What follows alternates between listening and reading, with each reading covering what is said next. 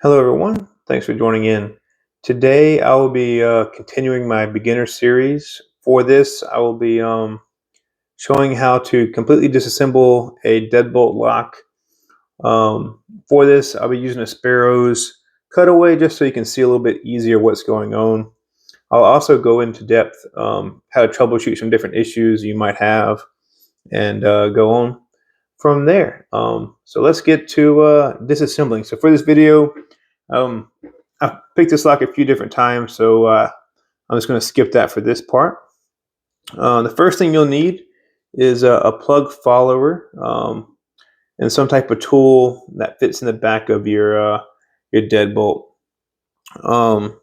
So for this one's from Sparrows as well.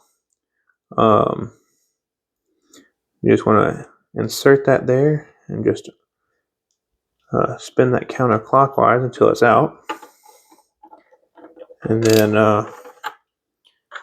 you'll remove your back plate, your locking pin. So I'm just going to put that over here. We don't need any shims here, so I'll move those out of the way. And then the spring that goes in there. I'm going to put all these off to the side. At this point, you want to insert the key, and you'll want to have a follower. And for this, so if you notice, this follower has a cutaway. Different deadbolts require different things.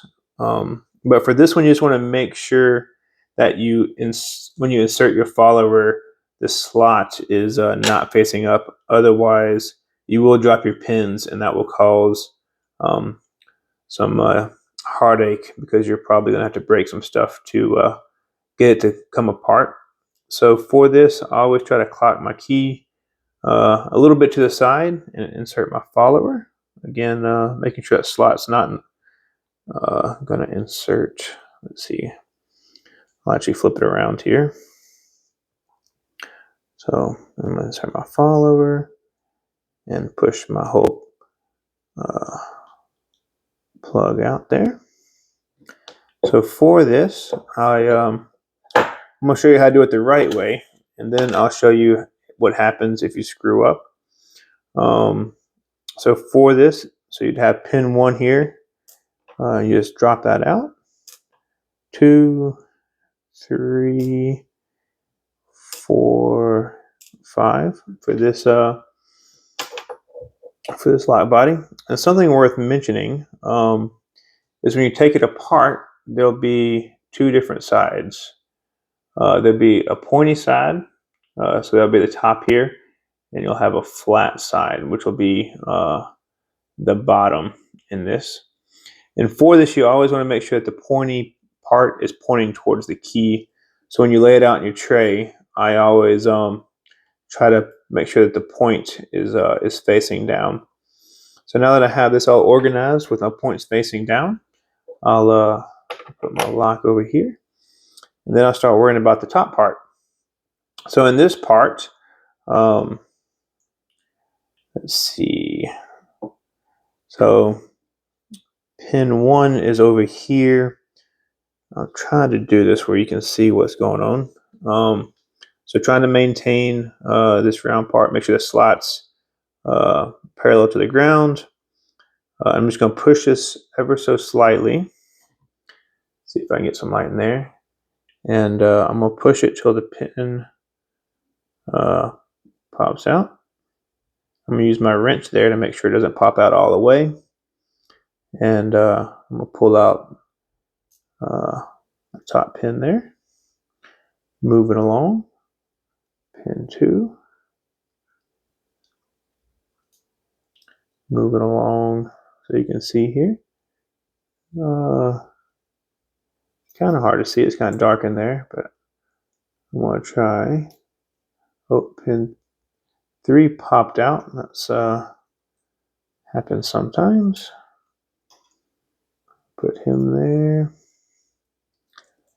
And then keep on going. So at this point, I'm going to come from the back side. This will be pin 5. This would be pin 6. And then for this, I'm just going to dump all my springs out. There should be 5 springs in there. And there are. So just going to lay that out so you can see. So this is how you disassemble your lock. So just so you can see, I have some different pins in there, some security pins. Now let's get this lock back together. So for this, you just do the exact opposite. For the Sparrows lock, if you forget which way is pin, the last pins is where this relief goes for this cover. So that's just how you can remember where what side is the last pins, which means that this little small recess here is pin 1.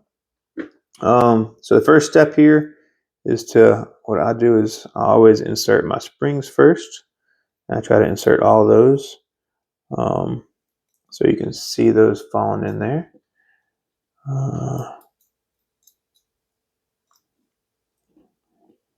And for this lock, be careful. If you don't use all the pins, make sure that you put in the components in the right spot. So you can see there's this lock can hold 6 pins. So I just want to make sure that you don't put your springs or your top pins in the wrong place. So at this point, you insert your follower again in the same orientation, making sure that you're not going to allow any of the pins to fall out. And in this case, you're going to start in the very back and work your way to the front. See if I can do this where you can see. Might be a little hard, but we'll try.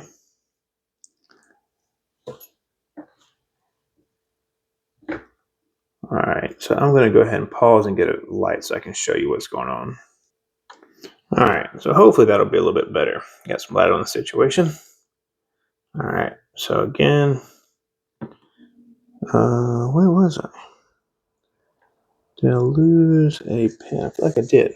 Oh, here it is with my tweezers. So I'm going to go ahead and count off 5. 1, 2, 3, 4. Back up 1 to 5. I'm going to go ahead and insert the security pin. So sometimes you can get it started. Come on. Readjust. I'm going to use different tweezers.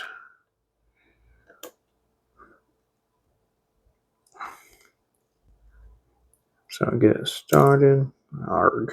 Come on.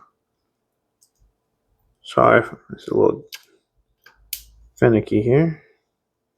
Actually, I want the serrations up.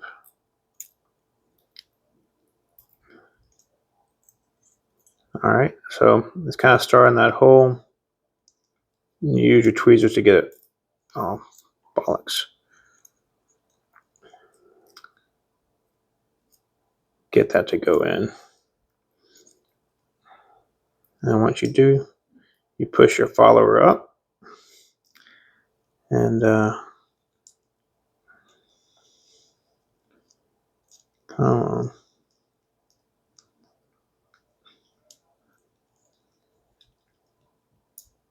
All right. So you can see I do have that pin there inserted. Moving on. Go ahead. Get that one started.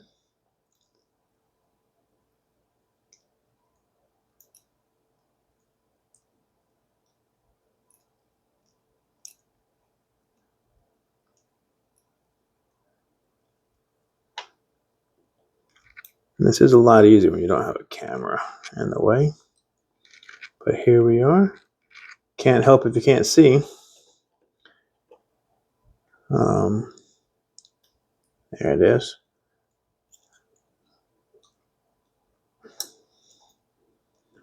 So I don't know if you saw what I did there. I got started was able to release it with the tweezers and then pushed with the follower to help get that started. All right, get that oriented the right way. And as you get closer to the front, this gets much easier to deal with. So you can see now I'm kind of rocking and rolling. Go ahead and get that inserted. Come on.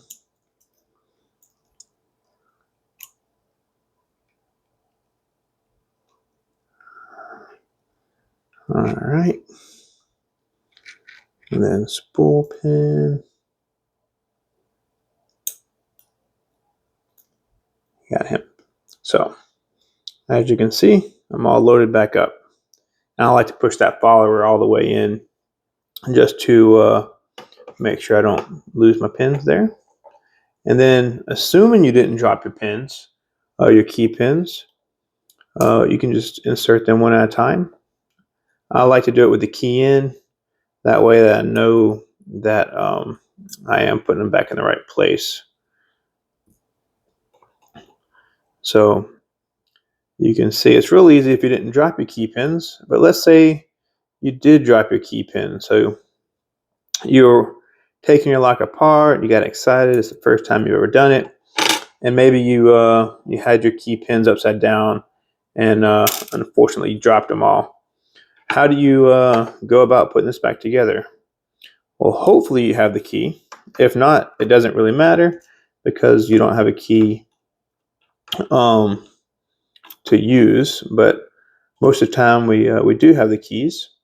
So what I try to do is I find the longest key pin and I just put it in, and you'll see that's not the right place. So I'll pull him out and put him in the next hole. And I do the longest one because if it's not in the right place, I can pull it out. So you can see there, that was the right place. And I'll go ahead and move on to the next one. And start that all over again. Doesn't fit there. Definitely doesn't fit there. Fits in slot 4. So you can see that. Moving on to my next biggest pin, the longest pin. So you can see he fits in slot 1. Moving on, you can see that doesn't work. And so only logical place is key pin 5, and that must be number 3. So you can see if you, even if you did drop the pins, it's not that big of a deal to put it back together. Just remember, start with your biggest or your longest pin and work your way down. That way you can always pull them out. Otherwise, you'll be stuck trying to flip these out. All right, now it's ready to put this all the way back together. So for this, just again making sure that our slot is facing down. Ooh, almost lost my key pins there. And there's 2 different ways to do this. If you have the key, it doesn't really matter. You can put them in however you want. That's not true because this last slot isn't filled. And because of that, as you insert this, your top pins there, it will fall into that empty slot and cause grief. So you do want to lock this off to the side. That way, as you insert this, it doesn't allow the top pins there to fall in. All right, so now we have our key in there, and you can see that it is everything is working as it should. So now we're going to flip back over to the back side. We'll insert our spring here, and then we will insert our locking pin. So you want that little nub to be facing up because that's what engages with this locking cap. And then I'll go ahead and insert my my lock there. And so you just want to go ahead and twist that until you're tight, and I'll just remove it just a little bit. Otherwise, it'll be all jammed up. So you can see the key works, and so I got this lock back together. If you like this content, please consider liking and subscribing. And if you have any questions, let me know. I'd be happy to answer them in the comments or maybe make a follow-up video. But for now, that's it. Again, please consider liking and subscribing.